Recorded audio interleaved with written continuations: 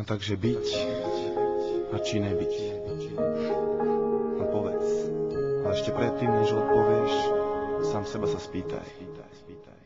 Ktorá je biela, ktorá čierna, kedy je deň a kedy noc, kde je ráj, kde je peklo, ako je dobre, ako zle, prečo áno, prečo nie, čo je začiatok, čo koniec, to som ja, to si ty, ja teraz pýtam sa, byť či nebyť, byť či nebyť, nekonečná dilema.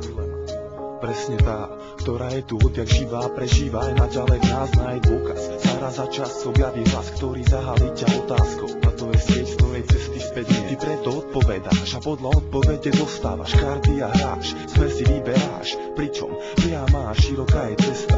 Končiaca peklom a úzka a kľukatá je tá, ktorá smeruje za svetlom. No a keďže ani minca nepadá na hranu, preto aj ty musí zvoliť svoju stranu, len tebou vytvorenú a tiež tebou zastávanú.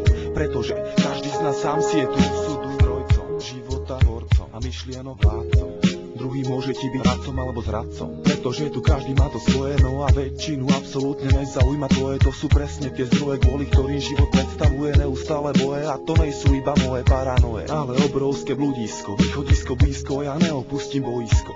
Pokým ty sám pravdu nespoznáš, neuznáš, že to, čo rozdáš, daruješ, patrí ti viac ako všetko, čo zoberieš, ale aj tak vždy len podľa seba vyberieš, sám dileme odpovieš. No a preto je svet presne taký, aký si ho vytvoríš. No a tak mal by si to už konečne začať chápať, oči si otvárať a od zaboru klad rozoznávať a ľudí od ľudí rozpoznávať. Keď tak učiníš, zistíš, že klopeš na dvere a pritom len ty sám máš kľúč. No tak sa vo viere daj po smere k vyššej sfére, s odvahou, s ktorou svetelný lúč vybere sa hrdo krutou temnotou v každej jednej diere, v každej jednej diere, v každej jednej diere. Byť či nebyť. No tak čo? Našiel si odpoveď? Ak áno, no tak povedz.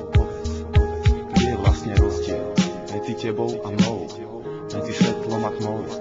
No a to je presne mojou nekonečnou dilemou.